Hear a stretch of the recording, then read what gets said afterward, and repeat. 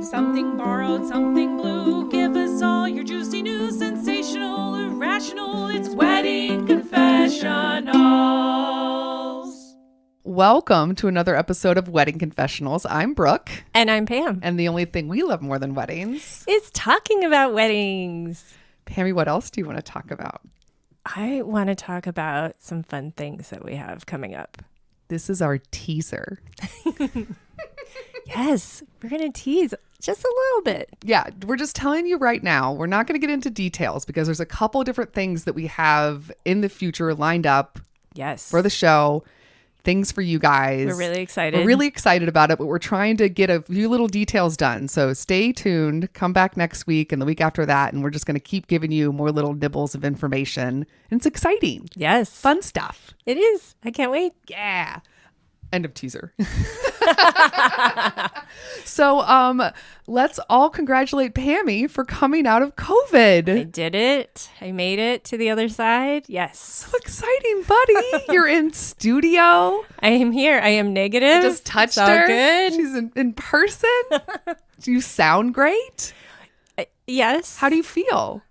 Much better. Okay, good. And your daughter's negative again too, and back at it. She's negative. Yeah, it definitely was a lot easier for her. So at this point, the whole Daniels family has gone through it, and hopefully doesn't have to go through it again. Hopefully, yes. Knock on table. Fingers I crossed. think this is made of wood.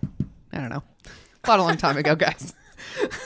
Yeah. No. Hopefully, we're all good now, and can stay COVID free for a while. Yes.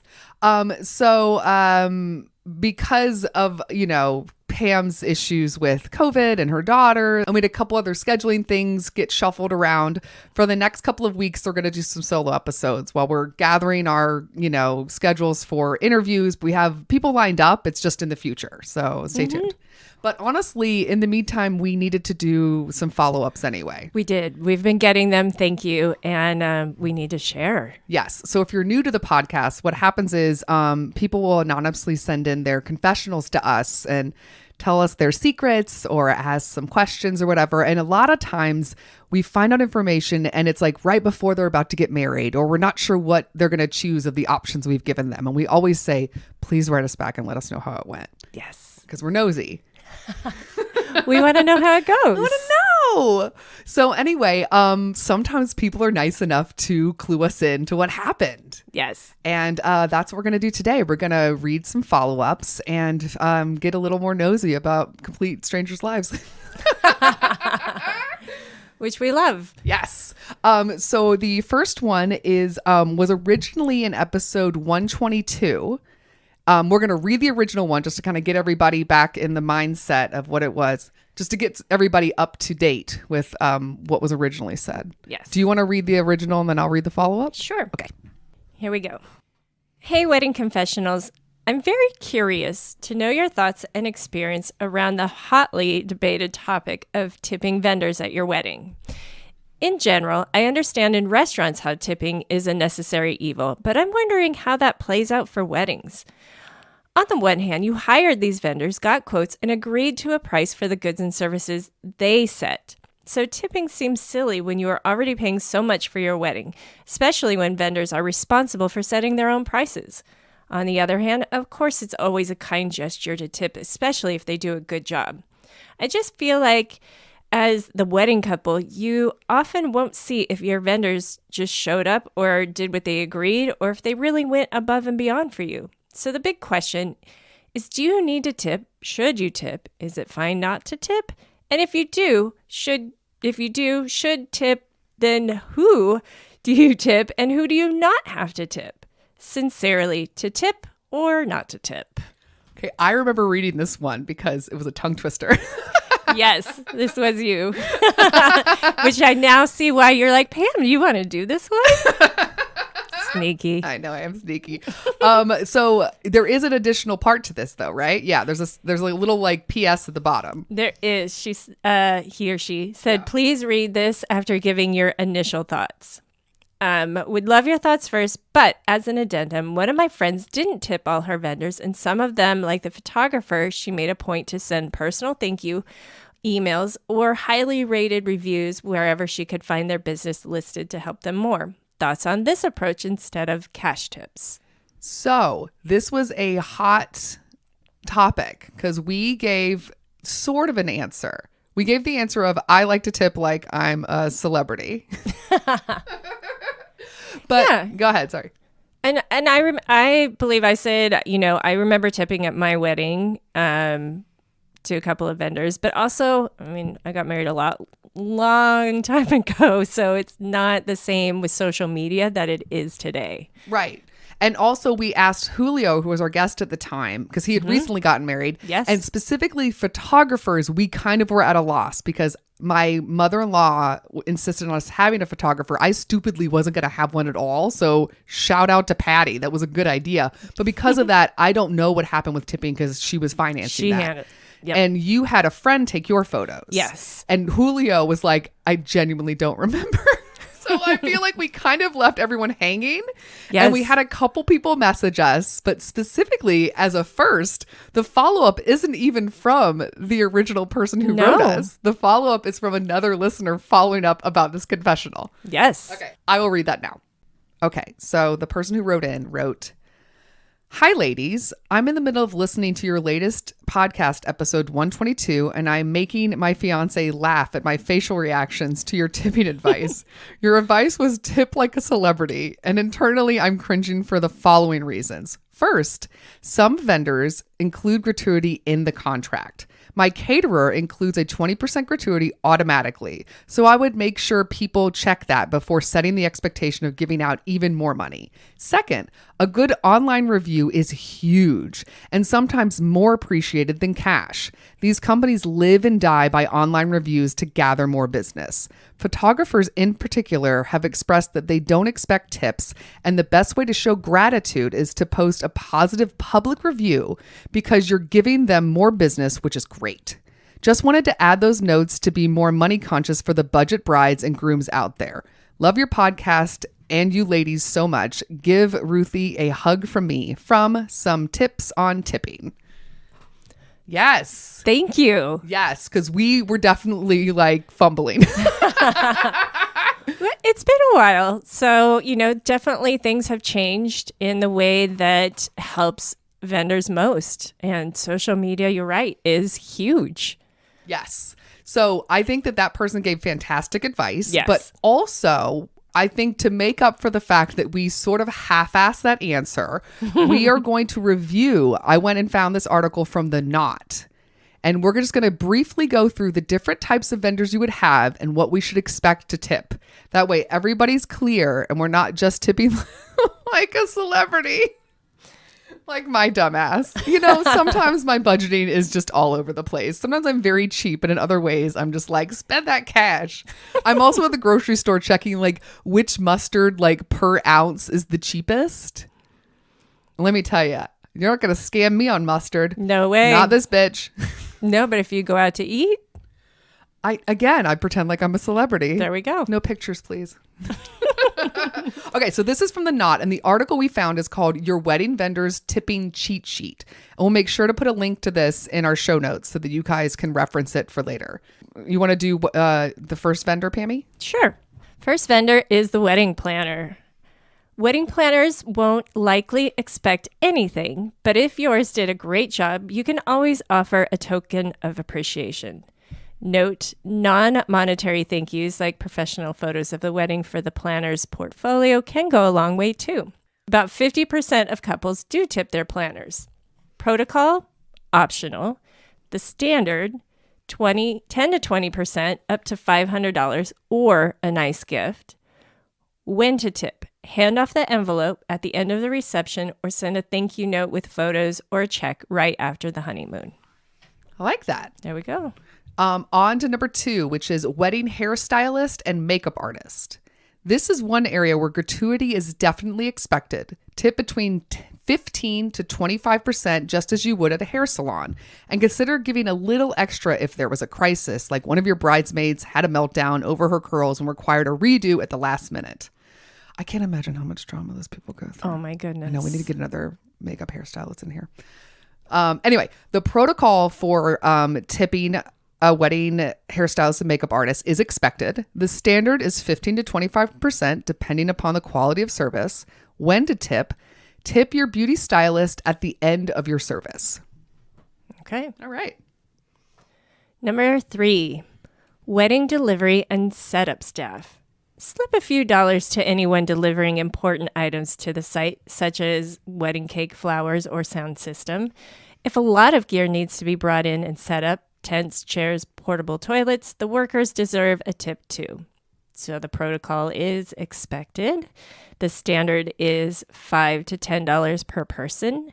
When to tip would be to drop off cash envelopes the day before the wedding to the catering manager so the person accepting deliveries can distribute the tip. I like it. Mm-hmm. The next one is the wedding ceremony officiant. If your officiant is affiliated with a church or synagogue, you're often expected to make a donation to that institution. If you're a member, you'll probably want to give a larger amount than if you're not. However, if you're getting married there and they're charging you to use the space, feel free to give a smaller amount. Tipping the wedding officiant, both non-denominational and denominational, is also appreciated. The protocol is expected, but depending on the officiant. The standard is donate $100 to $500 to a church or synagogue, and for the officiant, about $50 to $100. Maybe more depending on how much time you've spent with them leading up to your wedding, say premarital counseling, for example. When to tip. Most ceremony fees are required prior to the wedding. Otherwise, have a responsible attendant pass the cash envelope at the rehearsal dinner if the officiant is in attendance. You know what's interesting is that we just read this and it's really related to more like religious officiants, but both of us didn't really use officiants that were like attached to churches. No. What did you do? Mine ended up being my buddy Dixon, who was our officiant, and I didn't pay him, but Jeff, my husband, who likes to do jewelry, he made some jewelry specific for him, and it was done in silver. So we just gave him a really personalized gift. That's a good idea. So I know a lot of people out there do have their friends come in as their officiants, which is, I think, is really fun and makes it very personal. So yeah, I think making sure you give, if you don't feel comfortable giving them straight up cash, if that's not the deal you guys have set up, I think a nice gift is a good idea. Yeah, I think so too. What'd you do? Well, our officiant was technically, I think he is a man of the cloth at that point. He's retired, but he was my husband's Boy Scout leader. Because on top of everything else, Tristan was, of course, an Eagle Scout. Of course he was. Of course he was. All American, perfect little, oh boy. But anyway, so that man who was like his scout leader when he was a kid was also like affiliated with a church at the time. Mm-hmm. But by the time we got married, he had retired. So we gave a donation in his name to like something that he was like a part of. I think it was like the Boy Scout stuff or something like. I'll have to double check with Tristan, but it was some sort of donation we did in his name, and that's what he requested. Nice. So yeah, so I guess if everyone's going a little unorthodox, also I know we have in the past interviewed someone that was like just a professional officiant, right? So there's an actual contract, so that's sort of different. So I know it's sort of up in the air because officiant nowadays gets so much bigger than just hop into a church. There's Absolutely. A person attached. So yeah, so I think get kind of creative with that one. Agreed. All right. Next up, wedding ceremony musicians. If you worked with a mini orchestra to come up with the perfect score for your service and they pulled it off flawlessly, consider showing some monetary thanks for their talent. However, you probably don't have to tip the solo church organist who was required to play. Protocol, optional. Standard is $15 to $20 per musician. When to tip. Ceremony musicians should receive a tip at the end of the ceremony. Okay. Wedding photographer and videographer. Hot topic, guys. Here we go. You're not expected to give your shutterbugs any money. I'm sorry, shutterbugs is such a cute word. Okay, I'll start over. You're not expected to give your shutterbugs any money beyond their normal fees. But if the wedding photographer or videographer doesn't own the studio, consider tipping each person or give a certain amount with a thank you note to disperse to the staff. So the protocol is optional. The standard is $50 to $200 per vendor. And when you should tip, You should tip your photographer and videographer at the end of the reception. Next up, attire alterations pros. While it's not required to give the person who's altering your wedding dress, suit, or other wedding attire a tip, it's definitely a nice gesture. So it's optional. Standard is $20 to $30. And if you're opting to tip your alterations pro, give them the envelope at your final fitting. Did you have anything altered, or did you just wear as is? I wore it as is. David's bridal, man. It fit. Hooked you up. Yeah. I had my buddy Andrea, Andy, who's been on the podcast and sings our theme song. Her mother had to alter my dress because it wasn't long enough because I'm super tall. So she like added a panel and did all this other stuff. And I'm looking back, I don't think I did anything. Really? I mean, I said thank you. You know what? I take that back. I think I took her out to lunch. That's what I did. I took her out to Maybe that lunch. was her wedding gift to you. Yeah, you know what? It might have been. I don't know. She came to the wedding, so I don't know. I feel now I'm like sweating. I'm like, oh shit. Is she gonna send in a confessional? Dear wedding confessionals, this Maybe. dumb bride. I helped her out and she didn't do shit. No, shout out to you, Jen. Thank you. I think I bought her lunch. What? I was very broke. Yes. No judgment. And also like we're very close. Like I Yes. really adore her mother. So it didn't feel as much like a chore sort of thing. She was really happy to have Help someone you. getting married. Yes. She's one of those ladies that loves that kind of shit. Like us. A wedding enthusiast. Yes. Okay, on to the next one. Wedding reception staff. This group includes the on-site wedding coordinator, maitre d', and banquet manager. A service charge, typically 2%, is almost always built into the food and drink fee, so check your contract. If the gratuity is not included, tip as follows. The protocol is expected. The standard is 15 to 20% of the food and drink fees, or $200 to $300 for the maitre d'. When to tip is if it's covered in the contract, the final bill is typically due before the reception. Otherwise, have one of your parents or an attendant hand the envelope to the maitre d' at the end of the reception, since you'll need to know the final tab to calculate the percentage. That's Right. smart. I definitely paid a ton for that. I remember that. That's where I Really? had the cash. Yeah. So I didn't cheap out there. Might have screwed over my friend's mom making the dress. Did not screw over the caterers. No, I remember tipping the caterer too. All right. Bree. Yeah. Who's who been on we the had show. Okay. Wedding reception attendants. When it comes to bartenders and waitstaff and parking, photo booth, bathroom, coat room attendants, the rules of tipping are dictated by your contract. If the service fee is included, consider doling out extra only if the service was exceptional. If it's not included, ask ahead of time how many attendants will be working your wedding and calculate on a per-person basis. Protocol is optional based on contract. Standard is 10 to 20% of the liquor or food bill to be split among bartenders or catering staff respectively. $1 per wedding guest for coat room and $1 per car for parking attendants. When to tip. Although tips are traditionally passed out at the end of the event, you could distribute them at the beginning of the evening to encourage all the workers to give you great service. Question. Yes. When you are attending someone else's wedding and you're at the bar and it's an open bar, are you tipping? Yeah.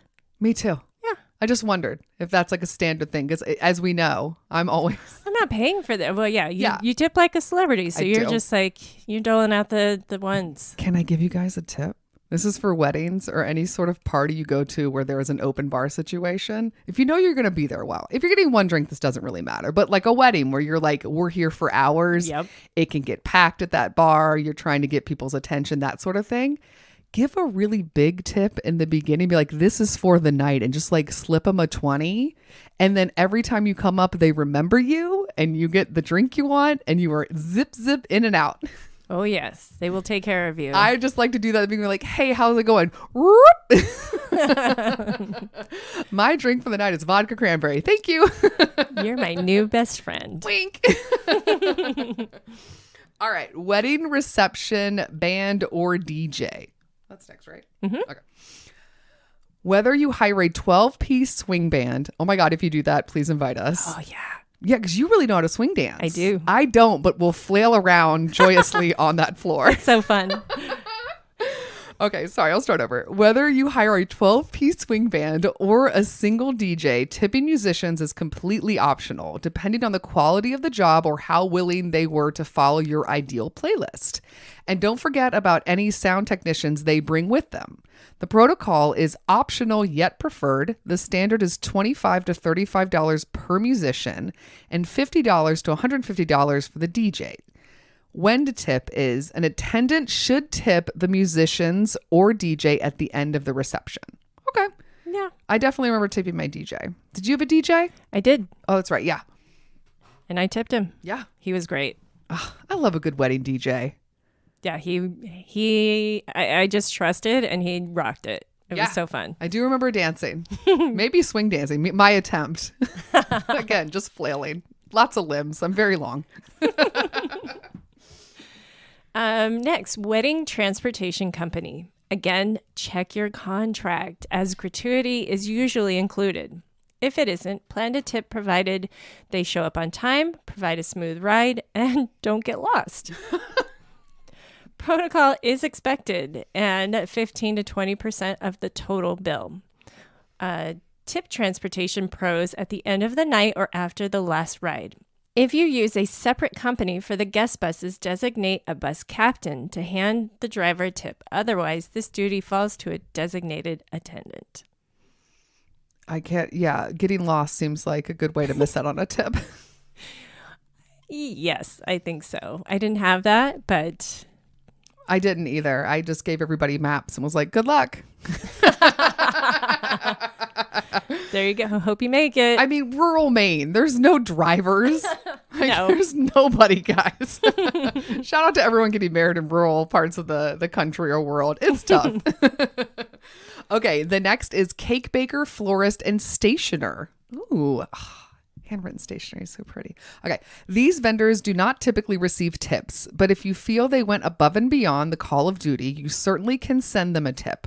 Remember, though, that delivery people who work for those pros should be tipped. Right. As I mentioned above. Protocol is optional. The standard is $50 to $100 or a small gift. When to tip is... If you'd like to tip these pros, send them a thank you card with the tip enclosed after the big day. Okay. I like it. I like that they specify the fact that a delivery person for like a bakery is different than the actual person baking the cake, which is true. Yep. Absolutely. All right. General wedding tipping tips. Tippy tips to tip. Read contracts closely. Some vendors, particularly caterers and transportation companies, may include tips as part of their contract. If gratuities are included in the contract, you don't need to provide any additional tips. Smart. Save your money. Don't be like me. Write a review.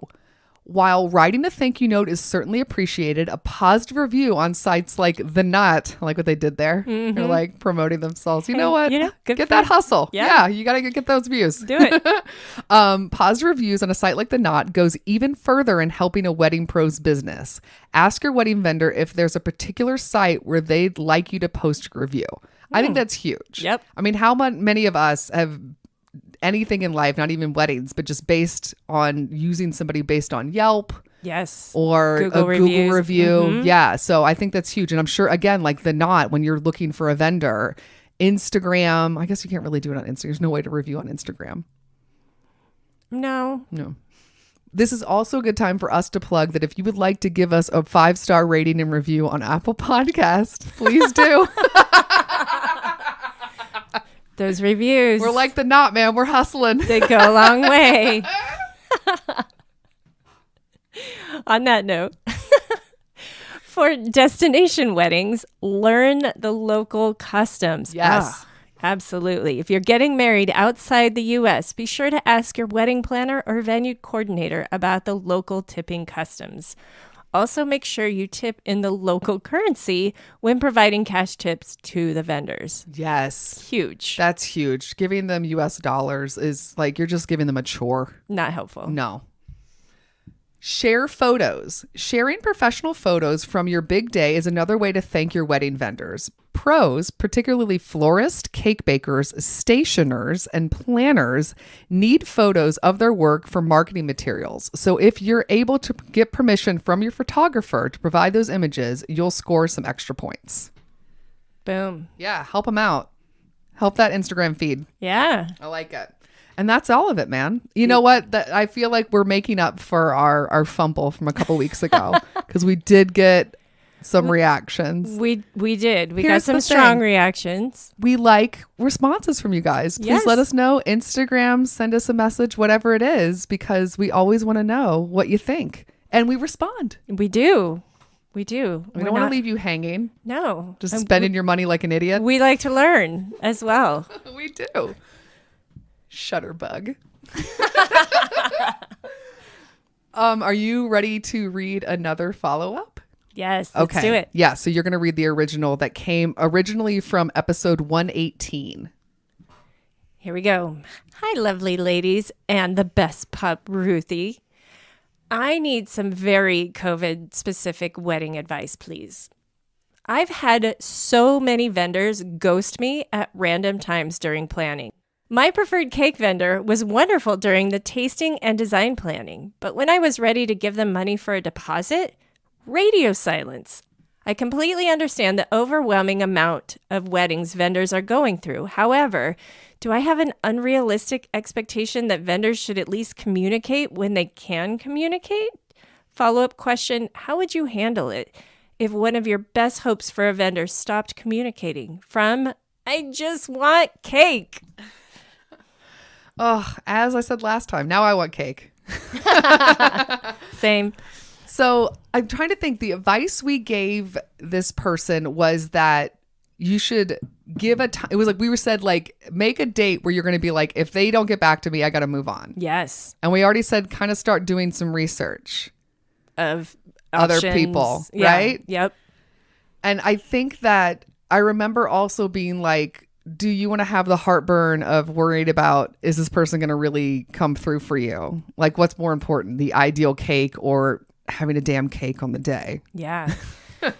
So I think we were kind of leaning towards give them a chance, but if they don't lock it in by a certain time, you got to move on. You got to have, yeah, Okay. you have to have other options. I got to figure out what kind of cake this person got. I hope it's in this follow up. I know. I want tastes. I want, like, is carrot? Is it red velvet? Chocolate, like Anna D had to have chocolate. Chocolate fucking cake. Okay, here is the follow-up. Hi, Pam, Brooke, and Ruthie. I am very pleased to share that I have an update with you as it relates to ghosting vendors and my cake.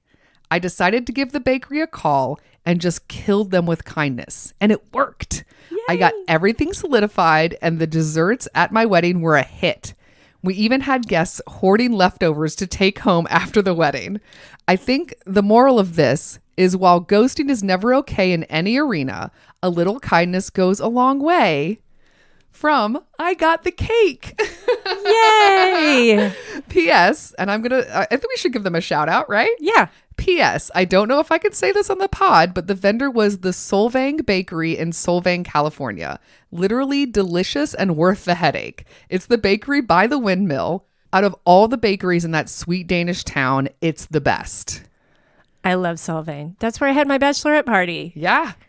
I'm definitely going there. Like, yeah, I'm I know. sure I've I been planned there. it. That was for the listeners, Brooke. Thank you very much. I'm such an asshole. But yes, we both love Solvang. Yes. Guys. Big fans. Yes. And now I want wine on top of the cake. And pastries. Their pastries there are so I wonderful. stuff my face with pastries when I go to Solvang. Yes. And that windmill's adorable. I know exactly where she's talking about. Oh, yeah. There's that cheese shop right there. So good. So good. Guys, we need cake, we need cheese, we need wine. I'm so hungry now. I'm so glad this worked out for him or Yes. her. That's amazing. Yes. And the kindness. Smart idea. Yep. Don't be a bitch. Yes. Kill them with kindness. Yes. Honey versus bee vinegar. Vinegar. I'm like, honey versus bee? Get me out of this analogy immediately. You attract more bees with honey than with vinegar. Yes, that's it. But yeah, I think it's great. Follow through a little bit. I'm glad it worked out. Yes. And now I'm just And hoarding, that made me laugh that your guests were hoarding because Yes. I too had nothing left over. All my desserts were gone. I definitely had multiple desserts at your wedding. So those are the follow-ups we have for today. Yes, that was fun. That was fun. Keep them coming. Please. They're so fun. They are fun. Do you want to get into some bridal breaks? Yeah. Yeah. Bridal breaks for any of our new listeners are suggestions we give not only to brides, but to grooms or anyone helping to plan a wedding of something to do that has nothing to do with wedding planning. Yes. Take that break. Yes. If you're stressed out about that bakery not calling you back, do one of these things. Yeah. Relax. Pammy usually gives a cocktail, which is good because I feel like we're in a food. We're talking about a lot of food All right food, now. yes. So let's keep the train rolling. And I usually use something pop culture-y. So Pammy, what you got? So today I found this on twoveggies.wordpress.com, and it is a recipe for an alcoholic butterbeer for all you Harry Potter fans. Fun. Yes. So it's made with butterscotch schnapps, whipped cream flavored vodka, cream soda, and then a large spoonful of marshmallow fluff. And there's your butterbeer. Yum. You just mix it all together? Yeah, mix it in a Little tumbler, shaker? little shaky shake. Okay. And you put that marshmallow fluff on the top. So good. Sounds wonderful. Right? Sounds magical. Because we've been talking about food, Yes. I decided both of mine are going to be food related too. Oh my God. My stomach is going to start No, growling. guys, we're recording this like before lunch, and yeah, we got to wrap this up. I got to go eat. So the first one is I saw an ad for this show and was immediately like, I think I'm going to love this. And Okay. within 3 minutes of watching the first episode, Tristan and I were watching it together, and Tristan turns to me and says, I fucking love this show. Ooh, what is it? Rave review. So it is called Stanley Tucci Searching for Italy Yes. on CNN. Have you seen it? Yes. So good. I love him. So Stanley Tucci, if you guys don't recognize the name, he's an actor that's been in a bunch of stuff. You guys would probably know him from Devil Wears Prada. Yes. He's the guy that is works there with the bald head that works with the wardrobe and stuff. Yes. And he's just this classy dude. And he just is so calming and intelligent and warm. And he's married to Emily Blunt's sister, who he met from them doing that movie. Shut up. Yeah. I didn't know that. Yeah. Amazing. I know. So I guess season 2 is just starting to be released, which is why I saw ads for it, but I'd never seen it before. So we're still on season 1. But the way the show works is that Stanley Tucci is an Italian American. Like his family is from Italy originally. So he is fluent Italian. So he goes, and each episode they explore a specific region of Italy, and they talk about the food from that region, but also the historical significance behind how they ended up with that food being popular. So again, it's on CNN. So you get a little bit of history and learning, but it's just total food porn. I mean, holy shit, this pasta. I know. I mean, beautiful landscapes. I love it. And you just really learn. I genuinely have learned along the way. You know what I mean? Where I'm like, oh, that's really interesting. So, and also you get to watch him speak Italian, and it just is such a cool show. Yes. And each episode's, with commercials is an hour, but there's only, I think it's 8 episodes per season. So it's not a huge amount. It is on CNN. So you have to have some sort of TV provider, or if you have Hulu Premium or Sling Premium, the ones that have TV, that's the way to watch it. I double checked if it's streaming anywhere else, and at this point it isn't. And it does. It makes me, I think we're going to have pasta tonight based on an episode we saw last night. We're like, carbonara, sound me up. I'm really hungry. Oh, I know, and I'm you're so going to sorry. talk more about food, aren't you? I am. Oh, gosh. So because I'm going to do 2, since we don't have a guest today and we like to give at least 3 bridal breaks, the other one I'm going to give is a YouTube account. And it's the CNN Stanley Tucci one was very highbrow. Yes. This is lowbrow. Oh, bring it. Highbrow, lowbrow. Yes. So it's this YouTube channel called Timmy's Takeout. I discovered this years ago. Do you know him? No. Oh, okay. So he reviews takeout food, and he just has it delivered to his house. And when I say he reviews, I mean he literally will get everything from the menu. Oh. So I'm going to read titles. Timmy tries Domino's full pasta menu. So it's like 25 minutes of him going through each item. He's so silly and fun. Let me give you some more. Sonic's chicken menu, all the chicken items on the Sonic menu. He tries all of them. Taco Bell's Mexican pizza's back. He gives a full review on that. One that I saw, trying McDonald's entire 2022 menu. So it literally goes through everything. Oh my gosh. And it is so fun because he fucking loves it. Like he eats it. He's like, oh, you can tell when he's really into something. And he's very honest when he's not. And I remember the day that Cracker Barrel, like a Cracker Barrel opened up in his town. He was like, oh, we gotta do Cracker Barrel. The episode was so funny. Also, what I like about him is that he's really honest about the cost of something. So like he'll go through and be like, this is definitely worth it. Or I think if you get this appetizer, the amount is much bigger than it looks like it's going to be. And for the price point, it's better than getting the entree version. Like he really thinks about the fact that like people don't want to spend a ton of money. Like everyone has budgets. And he's really honest about like if he thinks something is worth it or not, which I think is really nice. Yeah. So his vibe is just so chill and silly. He doesn't do it as much in the newer ones, but if you go back to the older episodes, in between tastings, you don't see him, but the background noise or the background like music is him just singing. And it's just him like singing random like words. So be like, ooh, baby, trying some tacos. And then like jumps to the next thing. It's so silly. Is the perfect thing to watch if you just need a giggle. Like his vibe is so sweet and he's just so excited. And you can also, again, because he's been doing this a while and he's gotten pretty popular. At this point, he has 1.49 million subscribers. Wow, way to go, Timmy. Blown up. But like if you go to the really early ones, it's so funny. Like he's just like trying to figure it out or whatever. But he's really silly. His dogs will be barking in the background. So I feel like we can relate. Yeah. We know how that goes. Yeah, so Timmy's Takeout on YouTube. What a delight. How fun. Yeah, he's really fun. And if you're talking about watching with kids, totally kid appropriate. Okay, good. Yeah, really fun. I mean, like, look how adorable he is. Oh my goodness. Hey, Hey, Timmy. I know it's a podcast, but whatever. I'm showing Pam. Check it out. Yes. And those are the bridal breaks, Pammy. Woohoo. We did it. Yeah. Now that we're celebrating, do you want to celebrate with a quiz? Wee. No, if I remember correctly, when you had your COVID brain, you actually were soaring through the quiz. I know. Don't Let's expect see. that again. That was the moment of lucidity. Let's see what happens now that you're not on any cold meds. For new listeners, this is a quiz that we give out so you can learn more about how you can get in touch with us, more about the podcast, more ways to follow us. We do it in the form of a quiz because I like to torture Pam. She does. And she politely puts up with it because I don't know why. I don't either. Glutton for punishment. Pammy, we have a website. What is it? WeddingConfessionals.com. From there, you can find links to all of our social media handles. Where are we on social media? 5 places. We are on Instagram, Twitter, Facebook, TikTok, Pinterest. Yes, correct. Also on the website, you can find our show notes. So when we talked about like articles we read or whatever and the bridal breaks, everything's linked there, broken up by episode. Also, we want you guys to send us your confessionals. Yes.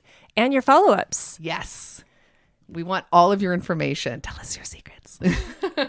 We want funny stories. We want crazy rants. If you want advice from us, maybe not on tipping. Or tell us. Or yeah, if you disagree. Let us know, man. We like criticisms. We'll take the note. It's cool. There are 3 ways that you can send us confessionals. One is an email. What's the email address? WeddingConfessionals@gmail.com. You can send us a voicemail using our phone number. We do not use your actual voice. We transcribe it. Pammy, what is the phone number? 434-933-2663. Something sticking. Look at you. The other way is to go to our website and click on a tab that says, Tell us your secrets. yes, from there, it's just a simple form. 2 Yes. boxes. What do you do in the first box, Pam? Leave us a fun name or whatever. You don't have to give us your real name. Just Be creative. Yeah. What goes in the second box? anything you want. Drama. Conflict.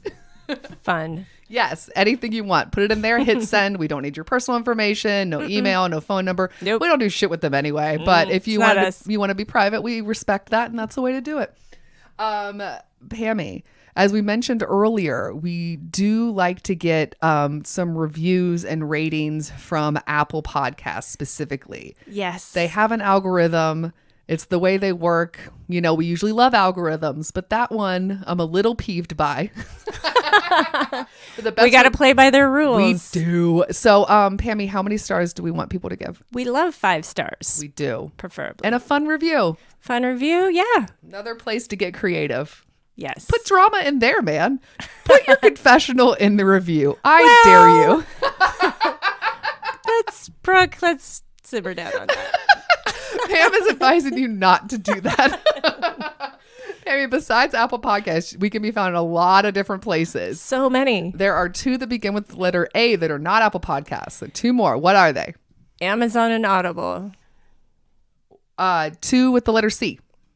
Castro and Castbox. 2 with D. Downcast and Deezer. 1 with G. Google. 1 with I. iHeartRadio. 1 with O. Overcast. 1 with L. Listen Notes. Okay, and then we have 1, 2, 3, 4, 8. 5, 6, 7, 8. You got to 6 last time. I did? Yes. Oh, jeez. So let's see what you can do. I don't know. Podbean. Yes. Pocket Cast. Yes. Player FM. Yes. Podtail. Yep. Podcast Republic. Yep. Podcast Addict. Yep. And I'm failing. I believe you. I believe in Pocket you. Cast. Did I say that already? Yes, you did. Hi. Tropical Podcast Paradise. Pod Paradise. Pod Paradise. You're gonna get that one next time. I believe in you. All right. Also, Podcast Land. Podcast Pod Paradise and Land. Podcast Land Okay. are the 2 that you're just like, you got to stick in that little noggin. Gotta Shove get it in there. Also, Radio Public, Spotify, Stitcher, TuneIn, YouTube, and also you can use your voice command to say play Wedding Confessionals podcast on Alexa and Siri. Woohoo! We did it. Yay! She's back. Look at her. She's back I'm and in ready. it. Yeah. Yes. Look at you. I'm proud of you. My voice held up. Yes. So like we mentioned, next episode will also be solo. So I will see just you then. Alrighty. Bye. Bye. Special thanks to Andy Schreier for our adorable theme song, And David Kantrowitz for our fantastic logo. and Ramsey Millette and Brian Maylard for their technical support. If you want to learn more about our show, where you got to go, Pam? Check out our website, weddingconfessionals.com. That's it, girl. We'll see you guys next time. Bye. Bye.